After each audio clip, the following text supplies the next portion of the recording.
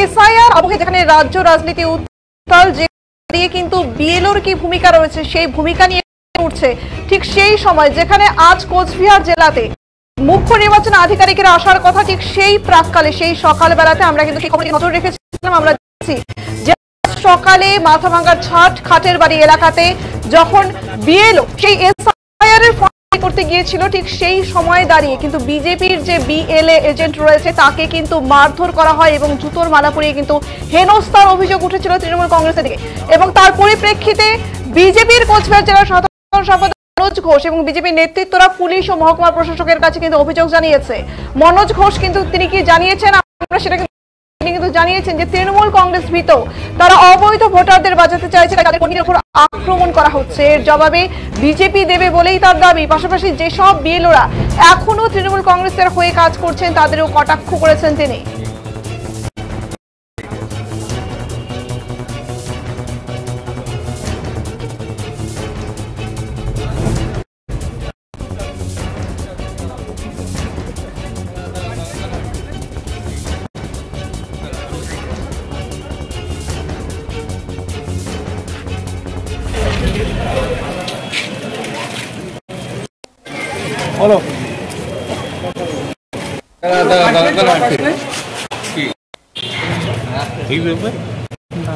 বিষয়টা আপনারা সকলেই জানেন যে এসআইআর শুরু হওয়ার পর থেকে যে আমরা কি দেখতে পাচ্ছি যে মূল আতঙ্ক অবৈধ ভোটারদের নাম কাটা যাবে। আবার সেই ক্ষেত্রে আমাদের বিএলএ 2 যারা বিএলওর সাথে আজকে যাচ্ছে, গতকালে যেমন প্রক্রিয়াটি হয়েছে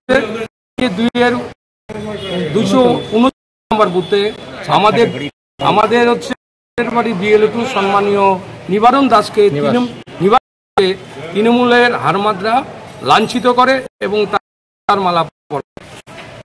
এটা গণতন্ত্রে কখনো ভাবা যায়? তৃণমূল এটা আজকে এত ভিতরেছে, এই ধরনের একটা নোংরা কাজ করছে। বিজেপি করে থাকবে না।